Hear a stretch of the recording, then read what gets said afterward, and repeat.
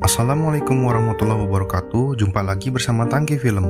Di kesempatan kali ini kita akan merangkum film yang berjudul The Princess and the Matchmaker. Film yang dirilis tahun 2018 ini menceritakan kisah seorang putri yang menolak perjodohan yang sudah diatur oleh sang raja. Diam-diam sang putri menyelinap keluar istana untuk menyelidiki satu persatu calon yang sudah disiapkan raja untuknya.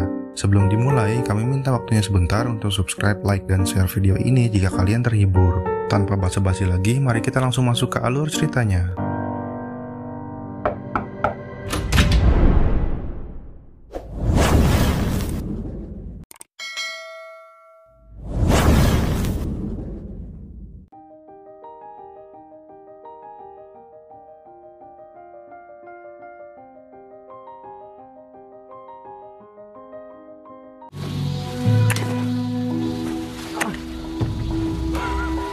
Film dimulai dengan rapat kerajaan, di mana para pejabat sibuk memikirkan jalan keluar dari bencana kekeringan yang berkepanjangan. Sang raja pun sudah melakukan segala upaya, namun hujan tak kunjung datang.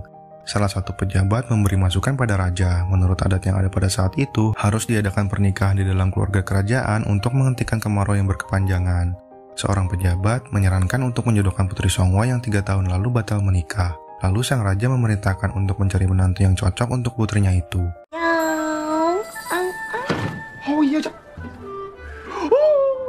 Di tempat terpisah, ada seorang peramal yang bernama Geisi.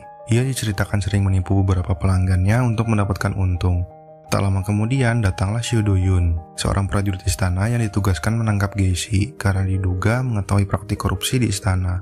Waktu mereka kembali ke istana, orang-orang sedang memperbincangkan Putri Songhwa yang mencari jodoh. Dari kabar yang beredar, dengan melihat wajah Putri Songhwa saja bisa terkena sial. Geisi yang dulu pernah melayani keluarga kerajaan pun menceritakan, Putri Songhwa lahir dari hubungan raja dengan selirnya. Namun setelah melahirkan Putri Songhwa, sang selir meninggal. Karena Putri Songhwa dianggap membawa sial, ia pun dibuang dari kerajaan. Dan beberapa tahun setelahnya, sang raja sakit keras. Pejabat istana mengatakan, sang raja membutuhkan seorang berdarah biru yang membawa keberuntungan di dalam istana. Maka dipanggil kembalilah Putri Songhwa ke istana untuk ditafsir peruntungannya. Bahkan Putri Songhwa dipisahkan dengan ibu asuhnya, karena bila mereka bersama, dipercaya akan membawa sial ke dalam istana.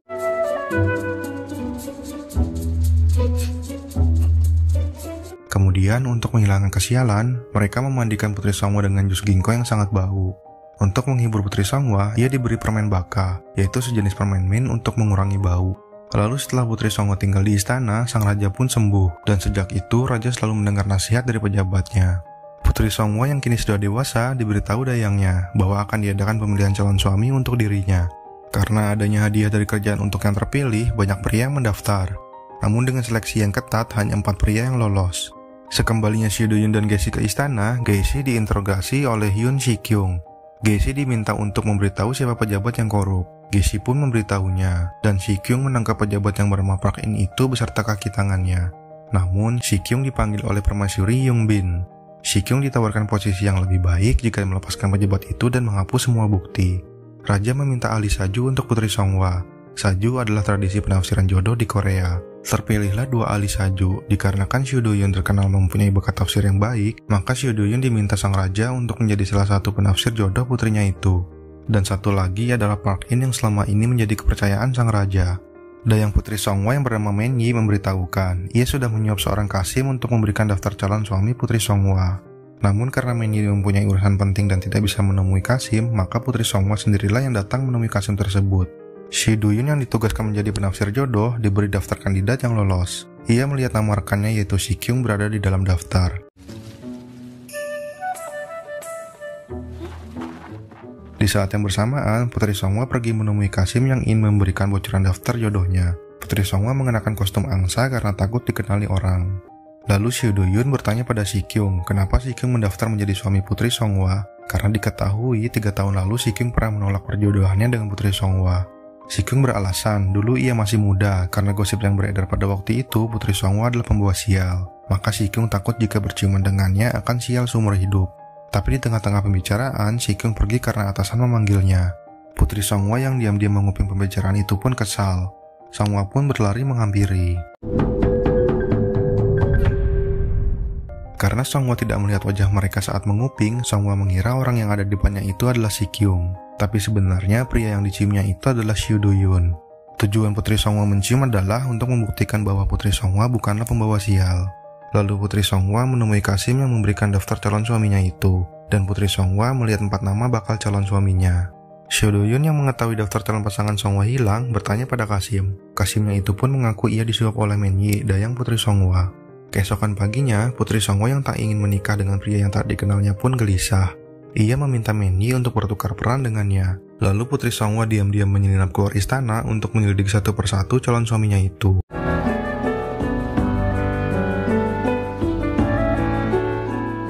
Dikarenakan musim kemarau yang berkepanjangan, banyak orang-orang kelaparan. Putri Songhwa yang iba melihat anak-anak kelaparan itu pun mentraktir mereka. Anak-anak itu berkata, jika Putri Songhwa sudah menikah nanti, pasti hujan akan turun dan mereka tidak akan kelaparan lagi. 야, 못생겨서 시집 못 가. 송화 옹주는 나처럼 생겼다. 진짜 못생겼다. Tibalah Putri Songhwa di tempat saudara Men-yi. Saudaranya Men-yi ini yang akan mengurus kebutuhan Putri Songhwa saat menyelidiki calon-calonnya. Putri Songhwa pergi ke rumah calonnya yang pertama. Ia pun menyamar menjadi laki-laki. Tak sengaja, Seo Do-yun melihat Songhwa. Seo Do-yun yang mengenalinya pun menanyakan maksud dan tujuannya datang ke rumah salah satu calon suami Putri Songhwa. Di sini, Seo Do-yun masih mengira Putri Songhwa adalah Men-yi yang semalam tiba-tiba menciumnya. Tak hilang akal, Putri Songhwa berpura-pura naksir dengan calon itu. Ia ingin bertemu terakhir kalinya sebelum pria itu nantinya jadi menikah dengan Putri Songhwa. Seo Do-yun pun iba dan ikut menemani Putri Songhwa menemui pria itu.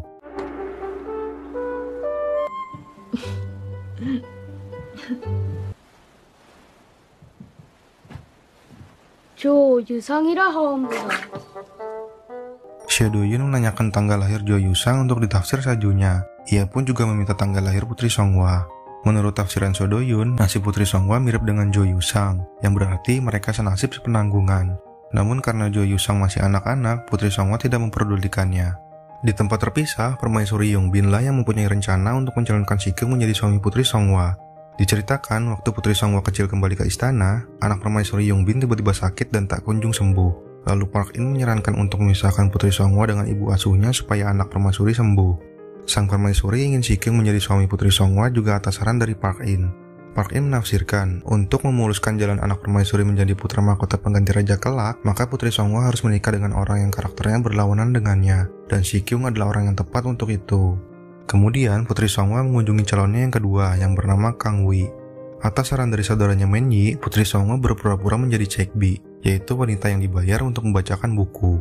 Kang Wi ini adalah seorang yang rupawan, namun ia gemar bermain wanita. Walaupun mempunyai wajah yang rupawan, Putri Songhwa menjadi sebal karena sifat serongnya. Tak jauh dari sana, Si Kyung bertemu dengan Seo Do-yun. Si Kyung ingin Seo Do-yun membantunya lolos dalam seleksi, karena diketahui mereka ini masih saudara sepupu.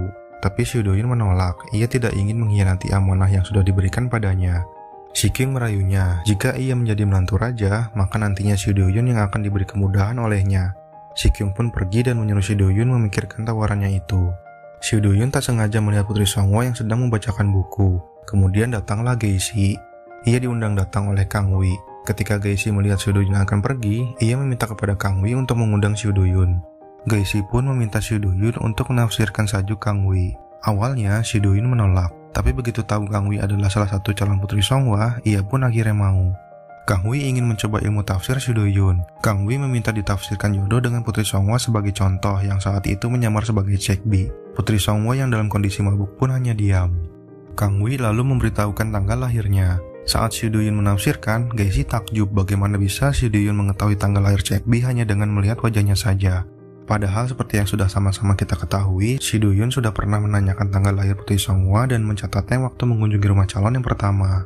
Kang Wi mulai mengganggu Putri Songhwa, terlihat Seo Do-yun ada rasa cemburu. Lalu ia menyampaikan tafsiran yang jelek sehingga Kang Wi menjauhi Putri Songhwa. Lalu setelah itu Seo Do-yun dan Putri Songhwa berbincang di luar. 경거 망동이라니. Namun karena mabuk berat, Putri Songhwa tak sadarkan diri dan dibawa pergi oleh saudaranya Men-yi. Keesokan paginya, Seo Do-yun memakan permen baka Putri Songhwa yang terjatuh semalam. Terlihat ia mulai menyukai sang putri. Tak lama kemudian, datanglah adik Seo Do-yun yang buta bernama Seo Ga-yun menemaninya. Tiba-tiba Gae-si datang dan memasak untuk mereka. Karena Gaesi mengagumi ilmu tafsir Shu Do-yun, Gaesi ingin berguru padanya. Namun Shu Do-yun masih tidak menyukai karena Gaesi terlibat dalam praktik korupsi istana. Tapi Gaesi membela diri, ia sebenarnya adalah orang yang baik. Gaesi dikambing hitamkan sehingga ikut terseret kasus korupsi. Gaesi memberitahu Si-kyung telah membakar semua bukti kasus korupsi Park In, dan ia juga berkata permaisuri Yongbin juga ikut terlibat. Shu Do-yun pun marah karena Gaesi menuduh sembarangan. Mengetahui Shu Do-yun tidak mempercayainya, Gaesi yang tadinya ingin memperlihatkan buktinya pun mengurungkan niatnya itu. Si-kyung kembali menemui Shu Do-yun untuk menanyakan kembali apakah Shu Do-yun bisa membantunya lolos seleksi, tapi Shu Do-yun tetap menolaknya.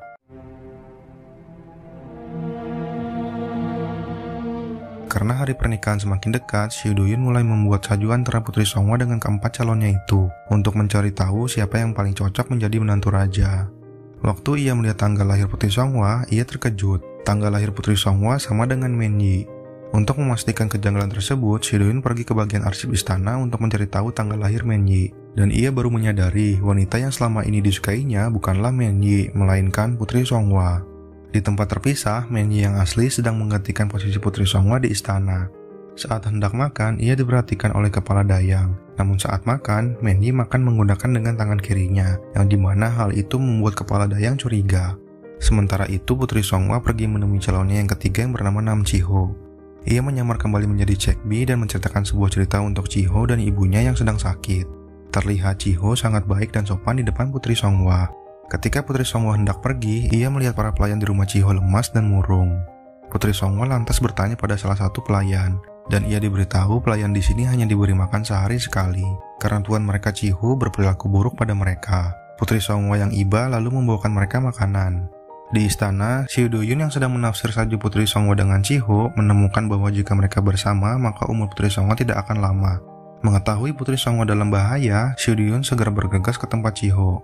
Chi-ho yang mengetahui pelayannya mendapatkan makanan, menyangka pelayannya telah mencuri makanan di gudang. Ia pun marah dan mulai menyiksa mereka. Di bawah siksaan Chi-ho, pelayan mengaku bahwa mereka mendapatkan makanan dari Chek-bi yang tak lain adalah Putri Songhwa. Seorang anak pelayan lalu menyuruh Putri Songhwa pergi. Si pelayan menceritakan, ibu Chi-ho sering diam-diam memberikan mereka makanan, dan sewaktu ketahuan, Chi-ho menjemur ibunya sendiri di bawah teriknya matahari sehingga ibunya itu jatuh sakit.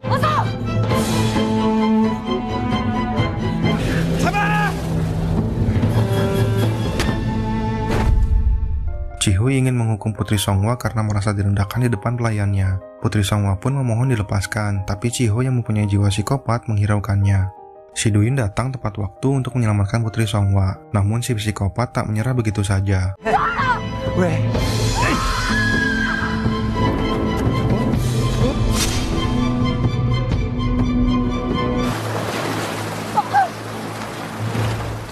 Mereka berdua pun selamat. Waktu Putri Songhwa mengobati luka Shu Do-yun, ia ingin mengatakan yang sebenarnya bahwa dia adalah Putri Songhwa. Tapi Shu Do-yun yang sudah mengetahuinya berkata akan segera mengantarnya ke istana besok. Ketika mereka tertidur, Putri Songhwa diculik oleh anak buah Si-kyung.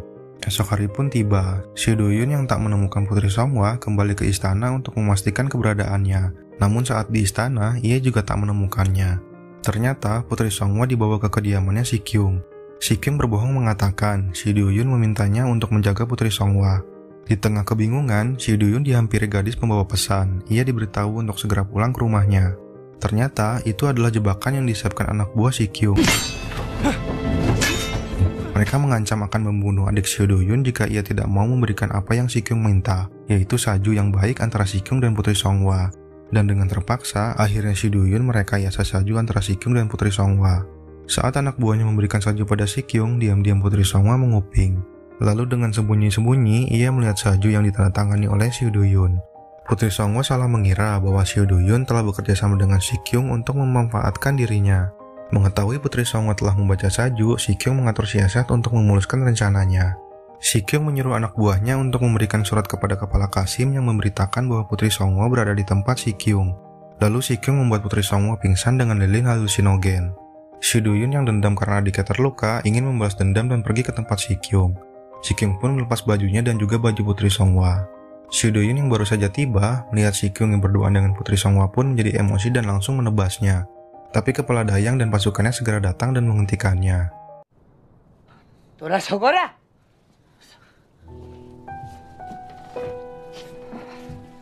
Setibanya di istana, Raja memarahi Putri Songhwa karena diam-diam pergi keluar istana. Raja ingin menghukum Putri Songhwa dan Sikyung, tapi kaki tangan Sikyung berkata pada sang raja, jika sang raja menghukum mereka, bagaimana dengan musibah kekeringan yang sedang menimpa mereka? Seo Do-yoon yang mengingat waktu itu Gacy pernah mengatakan Sikyung terlibat persekongkolan dengan Park In dan permaisuri Yongbin, menghampiri Gacy dan meminta bukti persekongkolan Sikyung. Gacy segera menunjukkan bukti-bukti itu pada Seo Do-yoon. Pada malam hari, Seo Do-yoon menyelinap ke ruang kerja Sikyung untuk mengambil salju yang ia rekayasa. Namun anak buah Sikyung sudah bersiap dan menangkap Seo Do-yoon. Hari pernikahan pun tiba. Gacy yang mengetahui tempat di mana Seo Do-yoon disekap pergi menyelamatkannya. Saat Park In membacakan salju yang direkayasa oleh Seo Do-yoon, tiba-tiba Seo Do-yoon membuka pintu dan mengatakan tafsir salju yang sebenarnya pada sang raja. Seo Do-yoon dengan lantang berbicara, jika Sikyung menikahi Putri Songhwa, maka Putri Songhwa akan selalu menderita dikarenakan karakter mereka yang sangat berlawanan. Seo Do-yoon menambahkan, ia tidak ingin kesalahannya itu berdampak buruk pada Putri Songhwa. Putri Songhwa pun terkejut mengetahui ada seseorang yang memperdulikan dirinya. Akhirnya mereka dibawa keluar oleh pengawal. Terlihat permaisuri Yongbin pergi dengan anaknya dan Park In terduduk lemas. Putri Songhwa pun sadar bahwa ia telah salah menilai Seo Do-yoon. Putri Songhwa kemudian menemui sang raja untuk meminta pengampunan atas Seo Do-yoon agar tidak diasingkan. Putri Songhwa berkata, hanya Seo Do-yoonlah satu-satunya orang yang peduli dan mau menyelamatkan dirinya. Namun karena Seo Do-yoon telah menghina keluarga kerajaan, maka sang raja tak mau mengampuninya. Putri Songhwa memohon pada sang raja. Ia bahkan rela melepaskan gelar kebangsawanannya agar bisa hidup dengan orang yang dicintainya.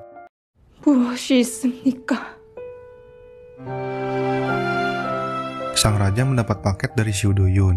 Paket itu berisi bukti-bukti persekongkolan antara permaisuri Yongbin dan pejabat Park In. Raja pun segera menemui permaisuri dan pangeran. Tapi setelah melihat pangeran, sang raja tak jadi marah dan malah memeluknya. Seo Do-yoon juga menulis surat permohonan maaf kepada sang raja. Ia juga mengungkapkan perasaannya tentang Putri Songhwa. Dan tak lama kemudian, hujan turun dengan lebat menyudahi bencana kekeringan yang menimpa mereka. Sang raja menemui Putri Songhwa. Ia akhirnya mengizinkan putrinya itu untuk bersama dengan Seo Do-yoon. Dengan catatan, putrinya itu harus melepaskan gelar kebangsawanannya. Putri Songhwa pun gembira atas kebaikan ayahnya itu.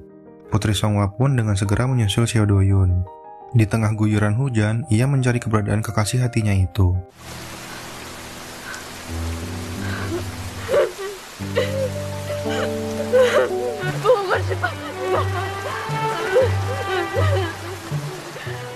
Dan akhirnya mereka bisa bersatu dan saling mencintai.